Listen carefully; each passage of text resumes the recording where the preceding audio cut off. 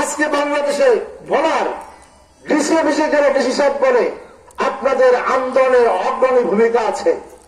আমরা ডিসি অফিসে গেলে অন্যান্য দলের নেতাদেরকে সরাই দেয়, দুইটা চেয়ার দেয়, আমাকে আত্মরিককে সরাই দিয়া আমাদেরকে কফি, তারপরে পেয়ারা, ছানা, মিষ্টি আমাদেরকে খাওয়ায় আর বলে এবারকার সংগ্রামে আপনাদের ওলামা একরাম সাহিত্যে চর্মনায় বলিষ্ঠ ভূমিকা ছিল, এজন্য আপনাদেরকে শ্রদ্ধা করি।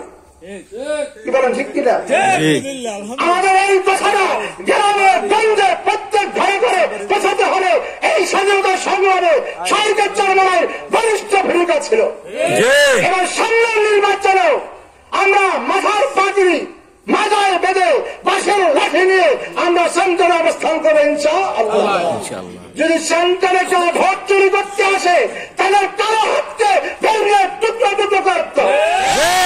কোন ডাকাতদেরকে ভোট চুরি করতে দেওয়া হবে না। কি বলেন? সাহসিকতার সাথে সামনে অনুসরণ হবে। ওরা তো চোর, চোরের মানে পুলিশ পুলিশ। কি বলে? চোরের মানে পুলিশ পুলিশ। যদি আমরা সেন্টার ভাড়া দিতে পারি আর আমাদের নেতা কর্মীরা যদি ভোট দিতে পারে, আমাদের সব থেকে যদি ভোট দিতে পারে, তাহলে আমাদের ওমর বিন মুস্তাফা বিপুল ভোটে বড় সদস্য এমপি হবে। কিন্তু নির্বাচনের আগে নির্বাচন, নির্বাচনের সময় নির্বাচন নয়। কথাটা বুঝতে পারছি? নির্বাচনের 3 বছর 2 বছর আগ থেকে নীল নকশা তৈরি করে প্রাণ মাফিক আমাদের কি করতে হবে? অগ্রসর হতে হবে। আলহামদুলিল্লাহ আজকে আমি আশা সভা করছি ওমর বিন মুস্তাফাকে নুরুল্লাহ